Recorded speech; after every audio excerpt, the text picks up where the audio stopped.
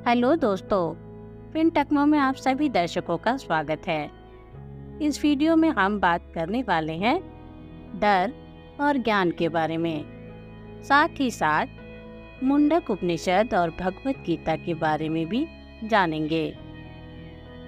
डर ज्ञान का दुश्मन, ज्ञान ही भय का अंत, बिना ज्ञान सच्चा सुख असंभव। मुंडक उपनिषद, भगवत गीता। परिचय। डर और अज्ञानता का संबंध बहुत गहरा है।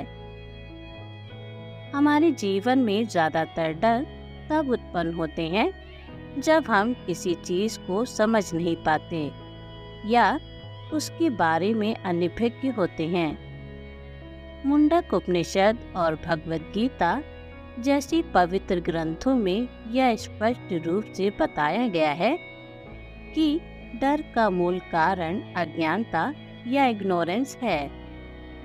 ज्ञान ही वह साधन है जो डर को समाप्त करता है और हमें सच्ची सुख का अनुभव कराता है।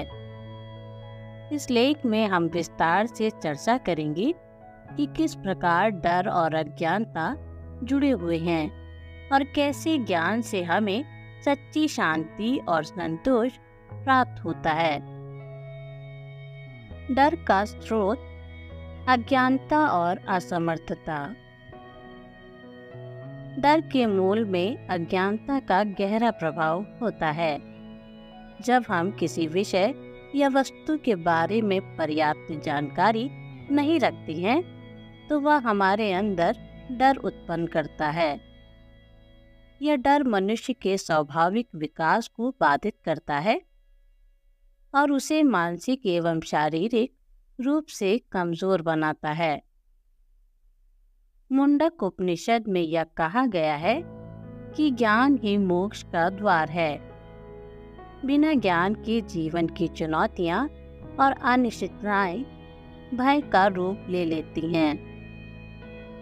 इसी प्रकार भगवत गीता में भगवान श्री कृष्ण ने अर्जुन को यही सिखाया था कि जब तक हमें सत्य का ज्ञान नहीं होता तब तक हम असमर्थ और भयभीत रहते हैं। अज्ञानता मनुष्य के अंदर असुरक्षा और नकारात्मकता की भावना को जन्म देती है।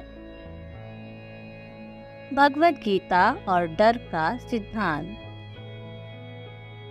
भगवत गीता के अध्याय 2 में श्री कृष्ण ने अर्जुन को स्पष्ट रूप से यह समझाया कि आत्मज्ञान ही सभी प्रकार के डर और संशय को दूर करता है।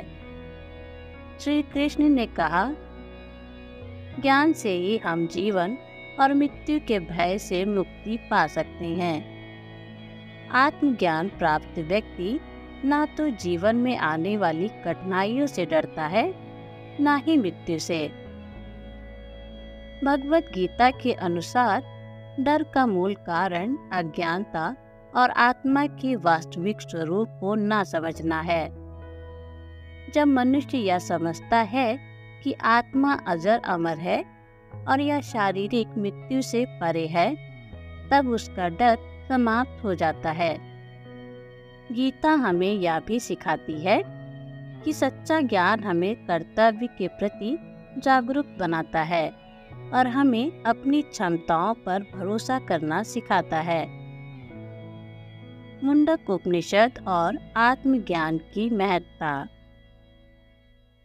मुंडक उपनिषद में आत्मज्ञान को सर्वोच्च ज्ञान बताया गया है और इसे पर विद्या कहा गया है, जिसका अर्थ है वह ज्ञान जो हमें सच्चाई और वास्तविकता की ओर ले जाता है। मुंडक उपनिषद में बताया गया है कि जो लोग आत्मज्ञान प्राप्त करते हैं वे जीवन में हर डर से मुक्त हो जाते हैं।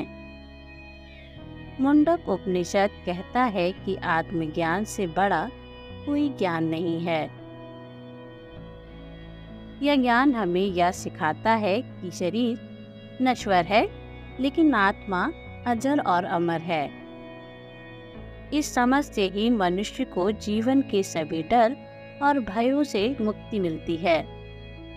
बिना ज्ञान के सुख असंभव। डर और अज्ञानता का सीधा संबंध मनुष्य के सुख से है। यदि मनुष्य को अपने अस्तित्व का सही ज्ञान नहीं है तो वह कभी भी स्थायी सुख का अनुभव नहीं कर सकता।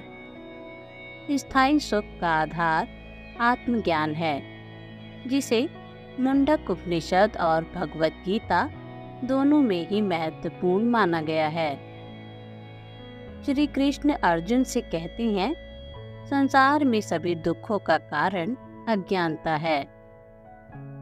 मुंडक उपनिषद भी हमें यह सिखाता है कि जब तक हमें अपने आत्मा का सच्चा ज्ञान नहीं होता, तब तक हम कभी भी अपने जीवन में शांति और संतोष प्राप्त नहीं कर सकते। इसलिए ज्ञान ही वह साधन है जो हमें सुख की ओर ले जाता है, और बिना ज्ञान के सुख असंभव है।